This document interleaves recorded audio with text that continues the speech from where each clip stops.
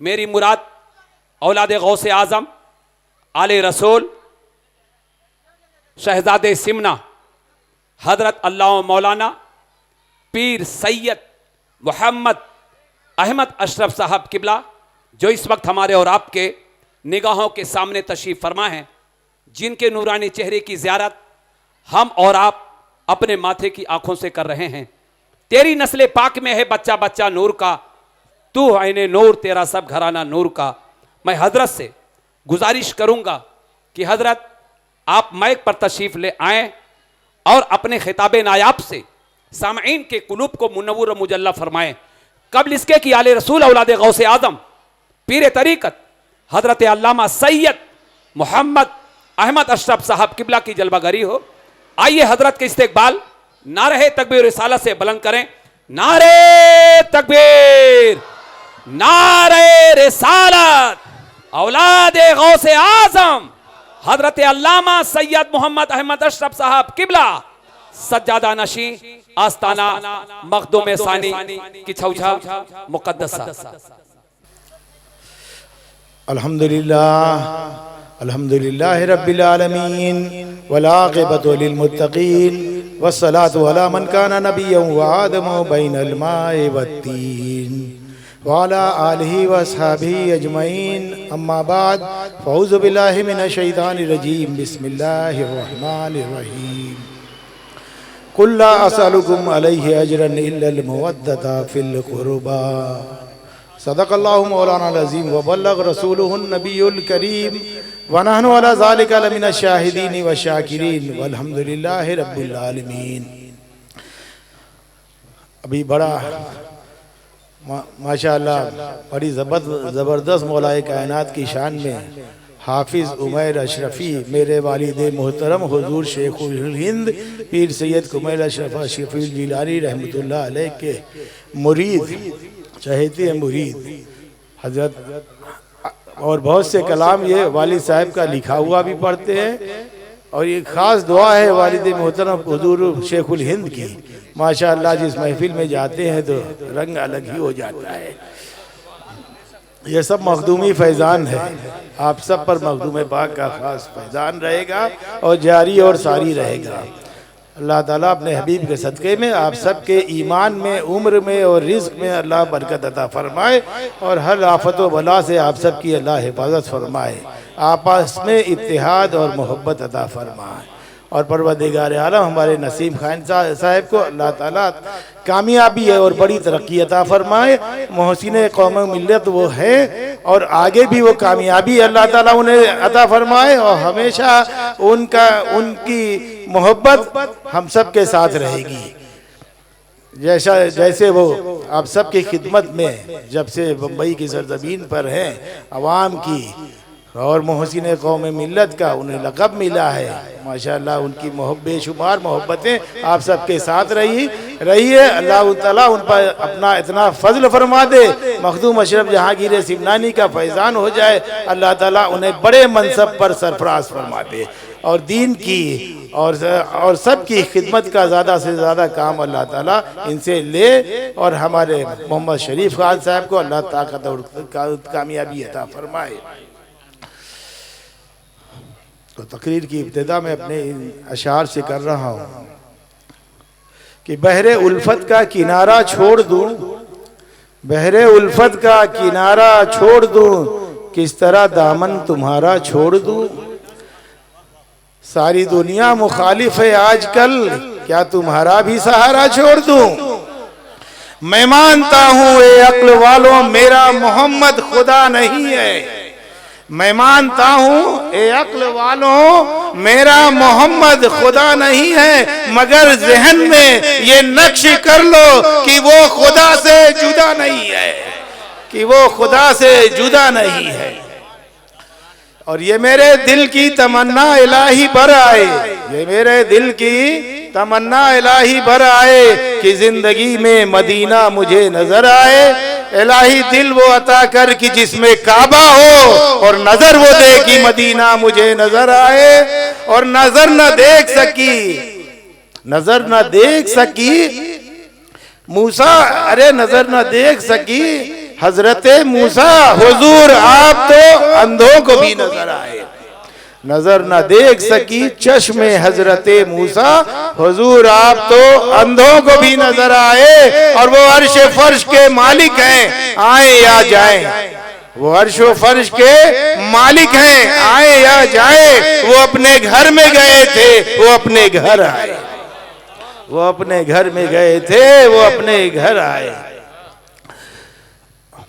और देखिए अली वली हैं, विलायत की शान रखते हैं, अली वली हैं, विलायत की शान रखते हैं। अली निगाह में दोनों जहान रखते हैं, अली से जिनको अकीदत नहीं वो है बदबख्त। अली दहन में खुदा की जबान रखते हैं, अली दहन में खुदा की जबान रखते हैं। और उसी का नूर हर एक शय में जलवागर देखा, उसी की शान नजर आ गई जिधर देखा। अली को हक ने उतारा तो आईने काबा में खुली जो आंख तो पहले खुदा का घर देखा। अब थोड़ा सा वाकयात करबला की मंजर कशी में कर दूं अपने इन अशार से कि रो रहा था सारा आलम, दंग था सारा जहां, रो रहा था सारा आलम, दंग था सारा जहां। जर्द था तारों का चेहरा, कांपता था आसमां। सुबह थी लेकिन जमाने में अंधेरा हो गया, कब्र के दामन में सूरज मुंह छुपा कर सो गया। वो कयामत थी जमी हैबत से थर्राने लगी, सांप की सूरत अदू की फौज बल खाने लगी। अरे जिस तरफ नजरें उठी आफत नजर आने लगी, थी खजिल इंसानियत तहजीब शर्माने लगी। अरे सामने खूंखार लश्कर राहे हक से दूर दूर बढ़ रहा था, शीशे मिल्लत को करने चूर चूर। उसकी कोशिश थी कि हो दुनिया में बातिल का जोर, जिनके दिल अहकामे हक से हो चुके थे बेशऊर। एक वफा पैकर बढ़ा इत्मामे हुज्जत के लिए, हाँ हुसैन इब्ने अली आए हिदायत के लिए। पेशे आदा सर बकफ होकर जो आया वो हुसैन, जिसने सिर्फ इस्लाम पर सब कुछ लुटाया वो हुसैन। मुर्तुजा का दबदबा जिसने दिखाया वो हुसैन, जेरे खंजर भी जो पैम मुस्कुराया वो हुसैन। जिसने फाकों में नुमाया जोरे ईमा कर दिया, जिसने जो कुछ भी था राहे हक में कुर्बान कर दिया फिरौनियत को जिसने रुस्वा वो हुसैन। जिंदगी के मार्के में था जो तन्हा वो हुसैन, जिंदा जिससे दबदबा शेरे खुदा को वो हुसैन। मौत को जिसने बनाई जिंदगानी वो हुसैन। अब वो मंजर देखिए, मैंने भी वही आयत मुक़द्दसा तिलावत फी फरमाई की है। अभी मौलाना हजरत मौलाना मेरे मोहतरम बड़े अजीज बड़ी अच्छी रोशनी डाली है आपने इस आयत मुक़द्दसा की, तो मैंने कहा वही आयत मुक़द्दसा हुस्नुल बरकत के लिए मैं भी करूँ और थोड़ी सी रोशनी डालूँ। सहाबा नबी की बारगाह में हाजिर हुए, अर्ज करते हैं या हबीब अल्लाह सल्लल्लाहु अलैहि वसल्लम, जब कोई किसी चीज में किसी काम में मेहनत करता है तो या हबीब अल्लाह सल्लल्लाहु अलैहि वसल्लम वो उसकी उजरत चाहता है, उसकी उजरत मांगता है। तो या हबीब अल्लाह आपने पैगाम इलाही हम तक पहुंचाने में बड़ी मेहनत की। अरे आपकी राह में कांटे बिछाए गए, हिजरत करना पड़ा। या नबी अल्लाह गज़वा उहद में आपका दंदाने मुबारक शहीद हो गया। आपने हमें ईमान की दौलत से मालामाल फरमाया, हम गुमराह थे, भटके हुए थे, आपने हमें अल्लाह वाला बना दिया, हमें नमाज का तरीका बताया, हमें हज का तरीका बताया, हमें रोजा रखना सिखाया। या हबीब अल्लाह हमें ईमान की दौलत से मालामाल कर दिया। या हबीब अल्लाह आपने बड़ी मेहनत की, तबलीग रिसालत करते रहे, अल्लाह के का अहकाम हम सब तक पहुंचाते रहे। तो या हबीब अल्लाह सल्लल्लाहु अलैहि वसल्लम जब कोई किसी काम में मेहनत करता है तो वो उसकी उजरत चाहता है। तो या हबीब अल्लाह हम आपकी इस तबलीग रिसालत की उजरत क्या दें? सहाबा ने जब कहा तो उसी वक्त वही इलाही का नुज़ूल हुआ, जिब्रील अमीन हाजिर बारगाह नबूवत हुए और कुरान अजीम की आयत मुक़द्दसा तिलावत फरमाई। कुल्ला असलुकुम अलैहि अजरन इल्लल मुवद्दता फिल कुर्बा। ए नबी, आप कह दीजिए इनसे कि मैं तुमसे अपनी तबलीग रिसालत की कोई उजरत नहीं चाहता, उसके बदले मैं तुमसे कुछ नहीं चाहता इल्लल मुवद्दता फिल कुर्बा। लेकिन अगर कह दीजिए कि अगर लेकिन तुम देना ही चाहते हो, नबी को कुछ देना ही चाहते हो, तो इल्लल मुवद्दता फिल कुर्बा, मेरी आल से मोहब्बत रखो। मालूम हुआ कि नबी तो नहीं चाहते, लेकिन तबलीग रिसालत का हक जो है वो है आल से मोहब्बत करो, अली की आल से मोहब्बत रखो। इल्लल मुवद्दता फिल कुर्बा, मेरी आल से मोहब्बत रखो। ये नहीं फरमाया कि इल्लल महब्बता फिल कुर्बा, मेरी आल से मोहब्बत रखो। मुवद्दत फरमाया है, मोहब्बत नहीं फरमाया। अब कुरान का अंदाज़े बलागत देखिए, इल्लल मुवद्दता फिल कुर्बा, मेरी आल से मोहब्बत रखो। अब मुवद्दत और मोहब्बत में क्या फर्क है, ये समझने की बात है। देखिए, कभी बेटा अपने बाप से मोहब्बत करता है, ताजीम करता है, बाप के हाथ को चूमता है, ये मोहब्बत कैसी है, ताजीमी है। बच्चा अपने बाप से ताजीमन मोहब्बत करता है, उनके हाथों को बोसा देता है। और एक मोहब्बत है, बाप अपने बेटे से मोहब्बत करता है, बेटे को चूमता है, प्यार और मोहब्बत से चूम लेता है। तो मालूम हुआ मोहब्बत दो तरह की होती है कि कभी बड़ा अपने छोटे को छोटा समझकर मोहब्बत करता है, और कभी छोटा अपने बड़े को बड़ा समझकर मोहब्बत करता है। तो अल्लाह ने कहा मुवद्दता फिल कुर्बा, मोहब्बत वो मुवद्दत उस मोहब्बत को कहते हैं कि जो ताजीम के साथ की जाए, यानी मेरे महबूब की आल को ताजीम के साथ मोहब्बत करो, उन्हें अपना बड़ा समझकर मोहब्बत करो। इल्लल मुवद्दता फिल कुर्बा, ये मोहब्बत तुम्हारी ताजीमी मोहब्बत का हुक्म परवरदिगारे आलम की तरफ से हो रहा है। अच्छा बताओ कि हक वाले को अगर हक ना दिया जाए तो उसका अंजाम क्या होता है। अब इसको भी समझ लीजिए, हक वाले को अगर उसका हक ना दो क्या होता है। अरे भाई, आप बड़ा कीमती कपड़ा दुकान से खरीद कर लाए, बाजार से बड़ा कीमती सदरी शेरवानी का कपड़ा लेकर के आए, आपने कुर्ते का कपड़ा लाए, पैजामे का लाया, आपने मास्टर को दे दिया किलो, और ईद की नमाज पढ़ना है उससे। मास्टर ने क्या किया, थोड़ा सा धागा लिया, मशीन पे रखा, काट पीट कर रख दिया, थोड़ा सा धागा उठाया, सिल कर रख दिया। उसके बाद आप गए, आपने अपना कपड़ा लिया, मास्टर ने आपको कुर्ता दिया, पैजामा दिया, सदरी दिया, सब दे दिया। आपने कपड़ा लिया और जाने लगे। अब टेलर मास्टर दर्जी ने कहा कि भाई साहब मेरी उजरत। अरे भाई, मैंने मेहनत किया है, मेरी उजरत, मेरी मजदूरी।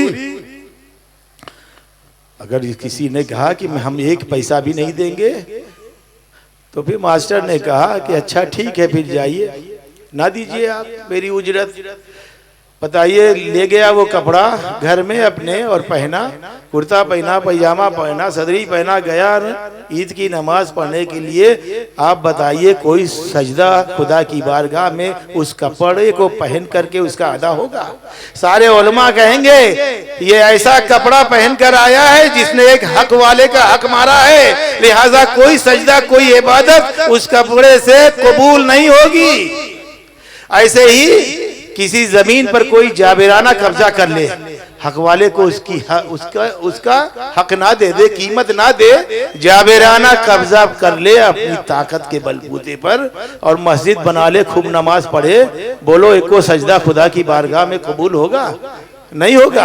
इसलिए कि ये ऐसी जमीन है जिसने एक हक वाले का हक मारा है, तो कोई नमाज, कोई इबादत जमीन पर कबूल नहीं होगी। अरे हक अदा कर दो, उजरत दे दो, कीमत दे दो, फिर नमाज पढ़ोगे तो उसका सवाब मिलेगा।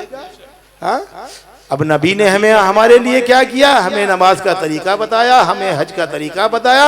हाँ, अरे हमें ईमान की दौलत से माला माल किया, हमें रोजा रखना सिखाया, हमारी ज़कात देना सिखाया।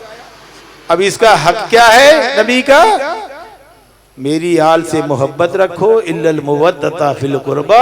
और अब अगर किसी ने अहले बैत से बगावत रखी तो बताओ उसकी नमाज कबूल होगी, रोजा कबूल होगा, हज कबूल होगा, ज़कात कबूल होगी? नहीं होगी।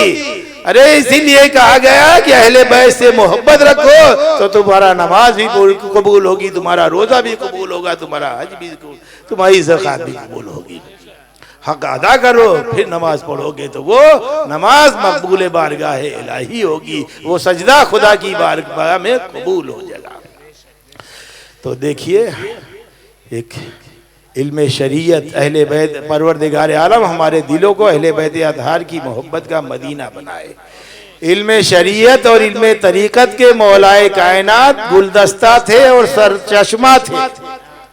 सारे अहले सिलसिला का सिलसिला मौलाए कायनात से मिलता है और हजरत मौलाए कायनात का सिलसिला रसूल पाक से मिलता है। सुभान अल्लाह, बेशक ये जान लीजिए, नबी से मिलता है। देखिए, कोई शख्स अगर कोई बदबख्त ये चाहे कि हम अली की जात को माज़अल्लाह मिटा दें, नाम को बिगाड़ दे, तो मैं कहता हूँ जाते अली तो बहुत बड़ी चीज है, लफ्ज़े अली को कोई नहीं बिगाड़ सकता है।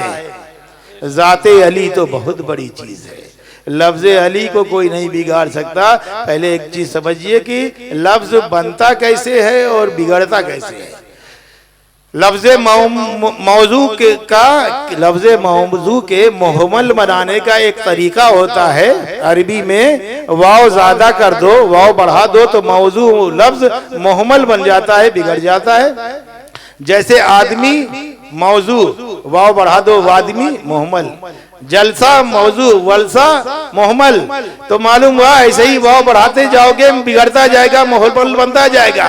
लेकिन अगर कोई अली को बिगाड़ना चाहे और बदलना चाहे तो अली वली बन जाएगा। तो वली बनना, इसीलिए नबी ने फरमाया है अना मदीनतुल इल्म व अलीयुन बाबुहा, मैं इल्म का शहर हूँ और अली उसके दरवाजा है। अरे भाई, होशमंद नेकमंद अक्लमंद इंसान जब अपने घर में आता है तो मेन दरवाजे से आता है। वो डाकू और चोर होता है जो बाउंड्री वाल कूद कर आता है। लिहाजा नबी के मदीनतुल इल्म में दाखिल होना है तो अली के दामन को पकड़ना होगा, अली ही दरवाजा है।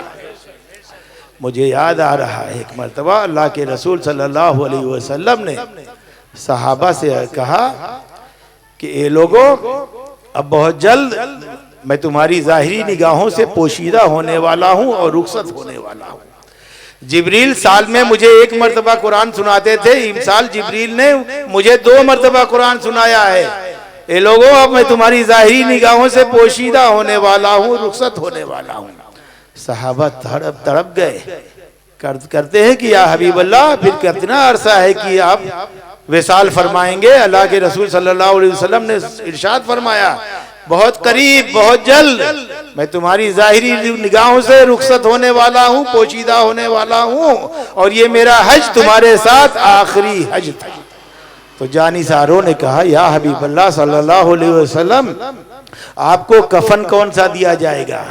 मेरे रसूल सल्लल्लाहु अलैहि वसल्लम ने इरशाद फरमाया, जो कपड़ा मैं पहना हुआ हूँ चाहे उसी को बाकी रखना, या जामे यमनी या हुल्ले यमनी, जामे मिस्री या सफेद रंग का कोई भी लिबास, उसमें मुझे कफन दे देना।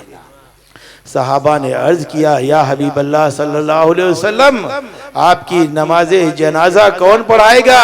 इतना कहकर सारे जानिसार बेअख्तियार रोने लगे।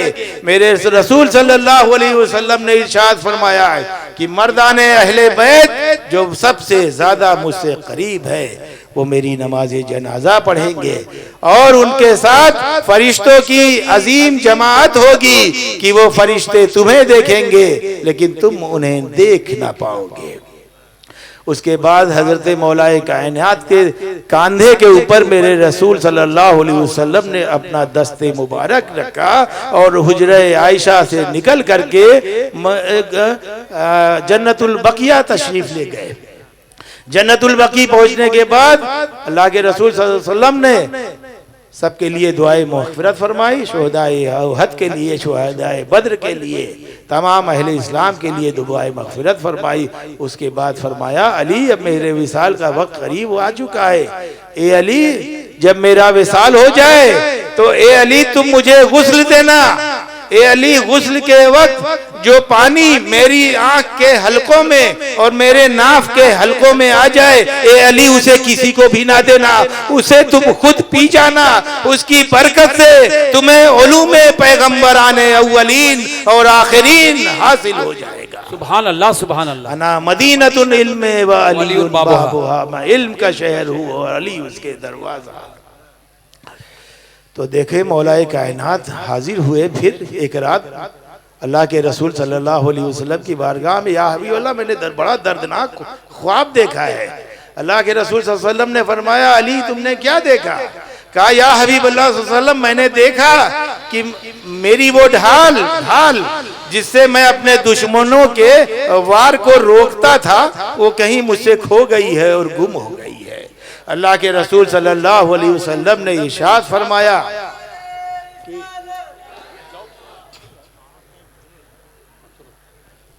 दुरूद पाक पढ़ लें, अल्लाहुम्मा सल्ली अला सय्यिदिना। अल्लाह के रसूल सल्लल्लाहु अलैहि वसल्लम ने फरमाया, नारे तकबीर, ए अली, नारे तेरी ढाल मोहम्मद थे, अब मैं तुम्हारी जाहिरी निगाहों से पोशीदा होने वाला हूँ और रुखसत होने वाला हूँ। उसी असना में हजरत फातिमा ज़हरा रजी अल्लाह ताला अन्हा तशरीफ लाई और अर्ज करती हैं कि बाबा जान, फातिमा की जान आप पे कुर्बान, बाबा जान मैंने भी एक ख्वाब देखा। अल्लाह के रसूल सल्लल्लाहु अलैहि वसल्लम इरशाद फरमाते हैं कि बेटी फातिमा क्या देखा? अर्ज करती हैं कि मैंने देखा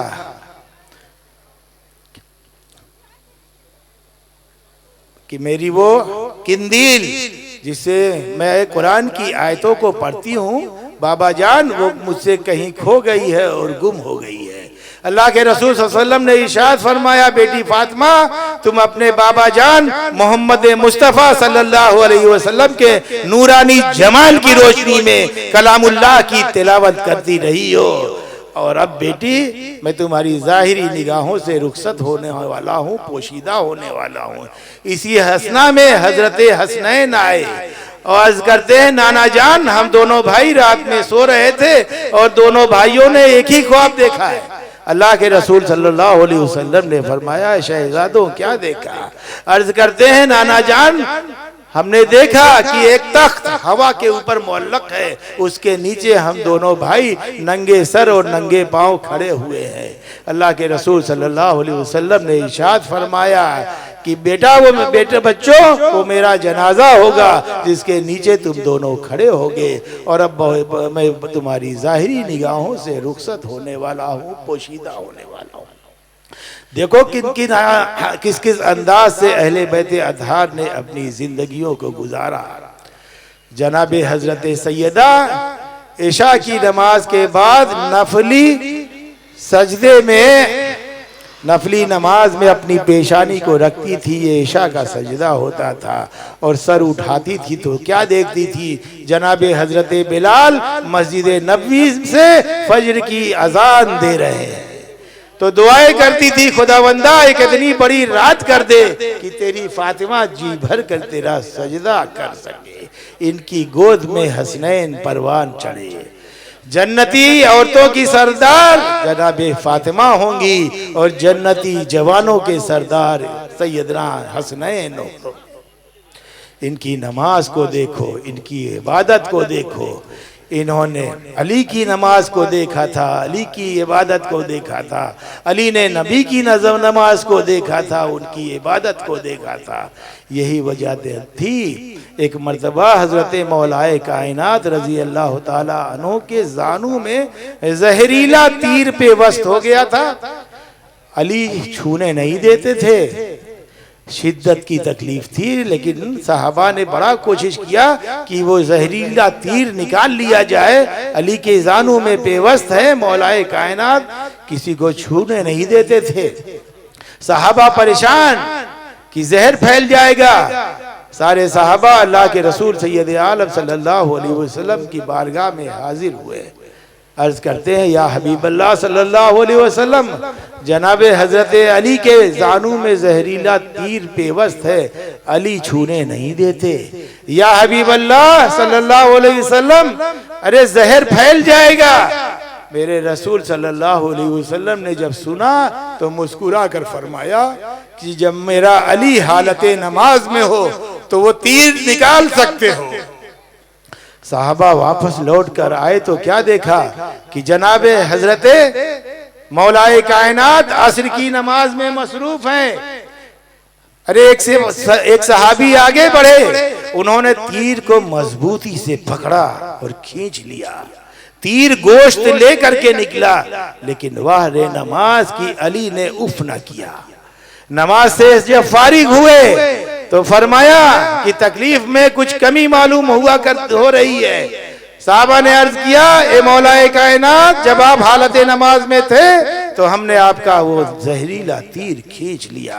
आपने फरमाया कि कसम है उस खल्ला के कायनात की कि जिसके कब्जे और कुदरत में अली की जान है, जब तुमने तीर खींचा तो मुझे एहसास ना हुआ। तीर खींचा जाए अली को एहसास ना हो, सहाबा आए अली को एहसास ना हो। अली अपने रब की याद इलाही में मसरूफ थे।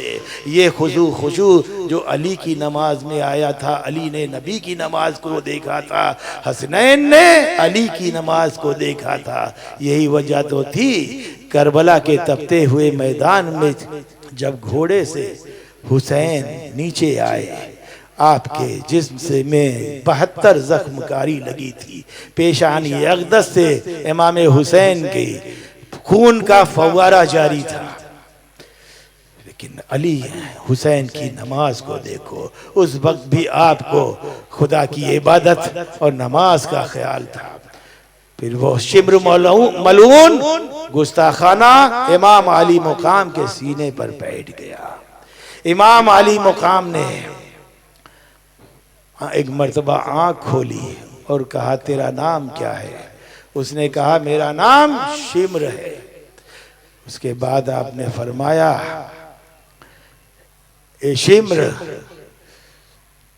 तो जिस सीने पे गुस्ताखाना बैठा हुआ है, हुसैन का ये वो सीना है जिस पर ताजदारे मदीना अपना चेहरा मला करते थे। सुभान अल्लाह, सुभान अल्लाह। उसके बाद आपने उसके चेहरे को देखा, हुआ अपने मुंह पे ठोठा बांधे हुआ था चेहरे पे। इमाम ने फरमाया, तू अपने चेहरे को खोल, ये कैसा ठोठा बांधा हुआ है, मैं देखना चाहता हूँ। शिम्र ने अपने चेहरे को खोला, शिम्र मलून ने। इमाम ने उसके चेहरे को देखा, उसका चेहरा खिंजीर जैसा था, उसका दांत निकला हुआ था, उसका चेहरा बिल्कुल खिंजीर जैसा था। इमाम ने फरमाया, रात नाना जान मोहम्मद मुस्तफ़ा सल्लल्लाहु अलैहि वसल्लम ने मेरे कातिल की 2 निशानियां बताई थी। ये शिम्र, वो एक निशानी तुझ में मौजूद है, जरा तू अपने सीने को खोल, मैं देखना चाहता हूँ। शिम्र ने सीने को खोला तो उसके सीने पे सफेद दाग था। इमाम ने फरमाया, ए शिम्र, तू यकीनी मेरा कातिल है, ये दूसरी निशानी भी तुझ में मौजूद है।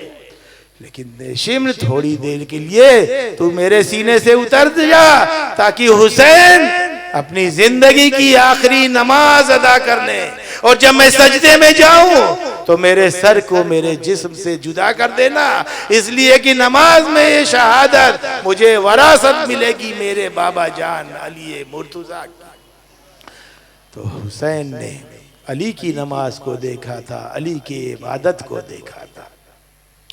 यही वजह तो थी कि देखो, हुसैन ने अपनी गर्दन को कुर्बान कर दिया, अपने बच्चों को कुर्बान कर दिया, सब कुछ लुटा दिया, और खुद भी आखिर में खुद भी गए और अपनी कुर्बानी पेश की। गर्दन अशकिया ने काट लिया। देखो हुसैन, यजीद क्या चाहता था? यजीद मलून, वो अपनी ताकत के बलबूते पर बादशाहत करना चाहता था। वो चाहता था कि दुनिया उसकी ताकत से मरूब होकर बैत का हाथ उसके हाथ में दे दे। यजीद शरीयत के खिलाफ था, खिलाफत का झूठा झंडा अपने हाथ में लिया हुआ था, अपनी ताकत के बलबूते पे उसने हुकूमत करना चाहता था, शरीयत मोहम्मदिया का बागी था। हकीकी भाई बहनों का अक्द उसने अपने दौरे हुकूमत में जायज करार दिया था, शराब आम कर दी थी। इन तमाम अयूब के साथ यजीद हुसैन की बैत करना चाहता था और अपने हाथ को इमाम हुसैन की तरफ बढ़ाया। हुसैन मेरी बैत को कबूल करो। अगर हुसैन यजीद के हाथ में अपना हाथ दे देते तो शरीयत मोहम्मदिया के अहकाम का कोई पाबंद ना होता, दुनिया में बुराइयां आम हो जाती। कि अगर ये बुरी बात थी तो हुसैन ने यजीद के हाथ में अपना हाथ कैसे दे दिया? लिहाजा हुसैन ने अपनी गर्दन दे दी। करबला का मंजर देखो, अपने बच्चों को कुर्बान कर दिया, सब कुछ लुटा दिया, आखिर में खुद भी गए और अपनी कुर्बानी पेश की। गर्दियन अशकिया ने काट लिया और यहीं पर बस नहीं किया, इमाम आली मुकाम के जिस्म अतहर को घोड़ों की टापों से रौंद डाला, यहाँ तक कि जिस्म की और हाथ की एक एक हड्डी रेजा रेजा हो गई और ऐसा अलग हो गई इमाम आली मुकाम के जिसमें अतहर का एक एक हिस्सा, एक एक हड्डी, एक एक उंगली ऐसा अलग हो गई कि उसका मिलना भी दुश्वार हो गया। पूरे जिसमें अतहर को घोड़े की टापों से रौंद डाला यजीदियों ने। की ना रहा इमाम का, रेजा रेजा होकर खत्म हो गया। लेकिन ये सोचने की बात थी, ये बहुत बड़ी करामत थी हुसैन की मैदान करबला में। अरे शिम्र मलून जैसे गर्दन काट रहा था इमाम का, वैसे ही हाथ भी तो काट सकता था इमाम का। इमाम की करामत थी। अरे गर्दन काटा, हाथ ना काटा, गर्दन भेजा दमिश्क की यजीद के ऐवान में। हुसैन की करामत थी, हाथ था ही नहीं। अब यजीद हुसैन के हाथ को अपने हाथ में कैसा लेता? जो हुसैन मैदान करबला में यजीद के हाथ में अपना हाथ ना दिया, शहादत के बाद भी हुसैन ने यजीद के हाथ में अपना हाथ ना दिया। गर्दन दे दी लेकिन हाथ ना दिया। नाअहल के हाथ में, शरीयत के बागी के हाथ में, उस शराबी के हाथ में इमाम ने अपना हाथ ना दिया। ये बहुत बड़ी करामत थी हुसैन की मैदान करबला में। तो ए दोस्तों, हाथ देने से पहले मैं तुम्हें भी कहता हूँ, बैत होने से पहले ये देखो जिसके हाथ में तुमने अपना हाथ दे रहे हो वो शरीयत का पाबंद है या शरीयत का पाबंद नहीं है। ऐसों के हाथ में, बहरूपियों के हाथ में अपना हाथ ना देना। अपनी बैत नेक और सालेह लोगों से करना, उनके सिलसिले को देखना। अरे हमारे सिलसिले को देखोगे, हमारे खानदान का, तो मैं कहूंगा जद्दे बुजुर्गवार मखदूम सुल्तान सैयद अशरफ जहांगीर सिमनानी का आस्थाना देखो, और आगे देखना है ख्वाजा का अजमेर देखो, गौस का आस्थाना देखो। ये हमारे घर की फैक्ट्री है। अरे मार्केट में एक तो टूथपेस्ट लेने के लिए जाते हो ना, तो क्वालिटी देखते हो, कंपनी देखते हो, ब्रांड देखते हो, तब जाके उसको लेते हो। हाथ का मामला है। ये देखो जिसके हाथ में आप बैत हो रहे हो, हाथ दे रहे हो, वो भी फैक्ट्री वाला है कि नहीं, सिलसिले वाला है कि नहीं। तो दोस्तों, बैत होने से पहले सिलसिला देखो, सिलसिला मजबूत है कि नहीं। ऐसा तो नहीं 2-3 पुश्त के बाद क्या कर रहे थे तो मालूम हुआ खेत में हल जोत रहे थे या ताना बाना कुछ और कर रहे थे। सिलसिला मजबूत है कि नहीं, ये देखो। हमारे सिलसिले को देखोगे, देखो मखदूम अशरफ जहांगीर सिमनानी सिमनान के बादशाह थे, तरके सल्तनत किया। अरे 7 साल की उम्र में क़िराते सबा से हाफिज़े कुरान हो गए थे मखदूम अशरफ जहांगीर सिमनानी। 10 साल की उम्र में आलिम दीन हो गए थे, मुजद्दिद मुहद्दिस सब हो गए थे। 14 साल की उम्र में आपके वालिद सुल्तान सैयद इब्राहिम का साया आपके सर पर से उड़ गया था। आप शहंशाह बन गए थे, तख्त पर बैठ गए थे। आपने अपनी खालाजाद बहन की शादी गौसे आजम के बड़े साहबजादे सैयदना अब्दुल रज़्ज़ाक की औलाद से सैयदना अब्दुल गफूर जीलानी के साथ की थी, जिनका मज़ार हाम में है। उनसे साहिबजादे हुए सैयदना अब्दुल गफूर जिलानी के साहिबजादे सैयदना अब्दुल रज़ाक नूरुल ऐन, उन्हीं को मखदूम अशरफ जहांगीर सिमनानी गौसे आजम की बारगाह से बगदाद शरीफ से लेकर के आए, साहिब विलायत किया, वह भी इल्म अता फरमाया, अपना जानशीन बनाया और सैयदना अब्दुल रज़ाक नूरुल ऐन को प्यार से नूरुल ऐन कहते थे। लेकर के किछोचे मुक़द्दसा है, उन्हीं से हमारा सादाते किछोचा का पूरा खानदान आबाद है।